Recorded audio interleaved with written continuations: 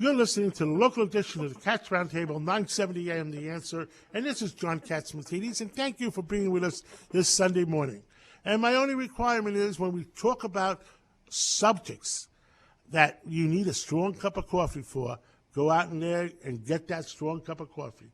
This morning, we got a very important person in New York State. We got John Flanagan, the Majority Leader of the New York State Senate. And, John, are you on? Yes, I am. Good morning. Good morning. People want to know, New Yorkers want to know what's going on in Albany.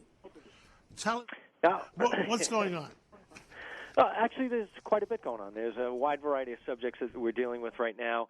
And I think one of the things that gets lost periodically is how much time people have to provide public input. We just went through the whole budgetary hearing process. There was about 100 hours of testimony on the governor's proposed budget.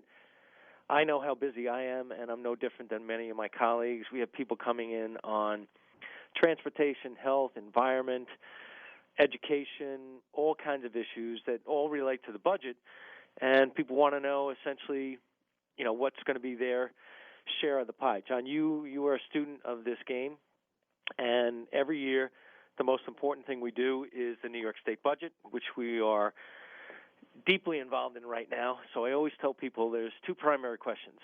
How big is the pie? And then what is going to be my slice or their slice? And that's what everyone's focusing on now for all regions of the state.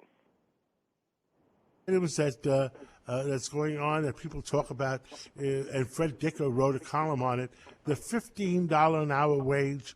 And I know Governor Cuomo is pushing on it very heavily. And there was a rumor that there was a deal. What do you hear?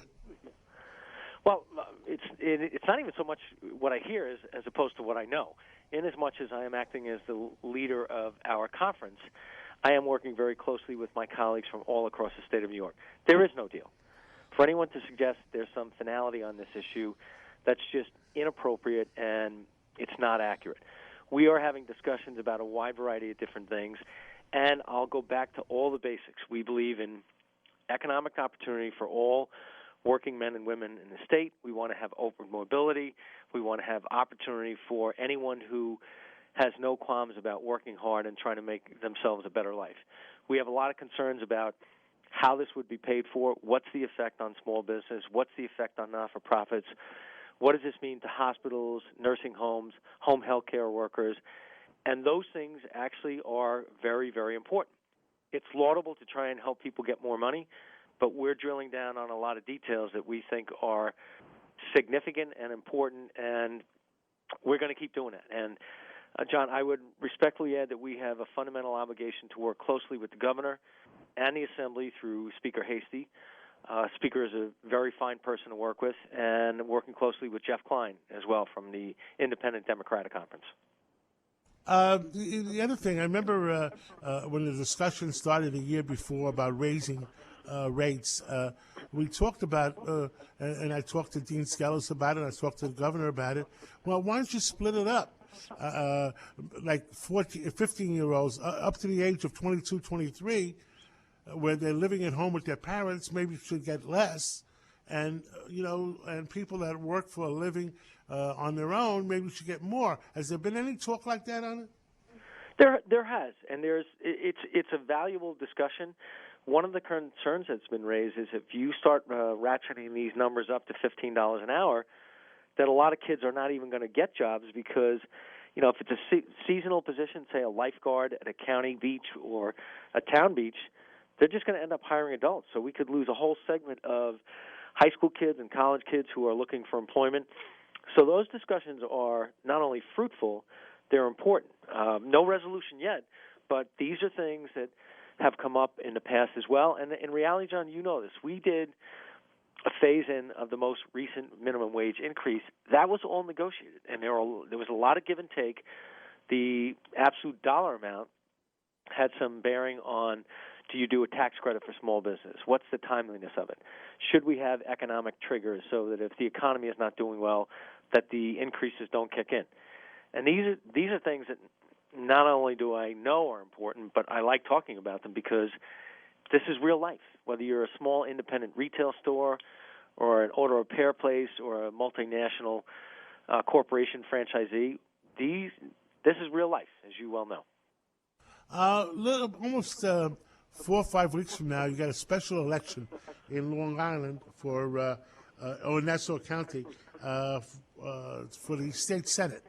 What do you see happening there? I'm very confident that we're going to win.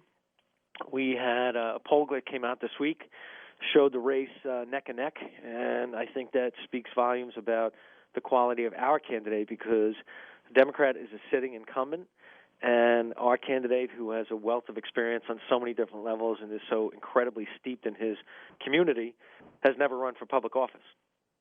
So the fact that he's doing this well at this time, I believe bodes well for what will happen on the 19th. And, John, we've been fortunate. We recruit really good candidates, and we have the right message. I think those two things together are going to make a world of difference for that election.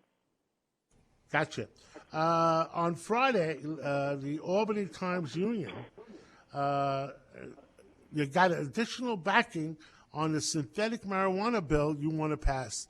Tell our audience about that. You know, it's an interesting subject, and it's going to seem off topic. I want to thank a gentleman who used to work with me, John Conklin, who was my legislative director. He came to me with this idea at least 6 or 7 years ago, maybe even more, and people used to make fun of me. They used to make fun of us for looking at this issue. It's quality of life. We have an opiate, however you describe it, heroin problem across the state of New York. All these things, marijuana, synthetic marijuana, they're all gateways. Synthetic marijuana is legal now. We've tried to make inroads to outlaw some of that stuff. And certainly there are those who are opposed, but on the whole, we think we're doing the right thing. And we've had better cooperation with the Assembly, but I look at this through the sort of the narrow angle of being a parent. And what do I want? How do I want to protect my own kids? And I think we're trying to do the right thing. And by the way, we're guided by people who are essentially experts in the field who clearly say that these things crop up. Once you start using that kind of stuff, it's just really a question of time before you get into the stuff that is much more dangerous. Last question, and then we got less than 30 seconds left. Who helps you and hurts you more in November? Clinton running on the top of the ticket or Trump running on the top of the ticket?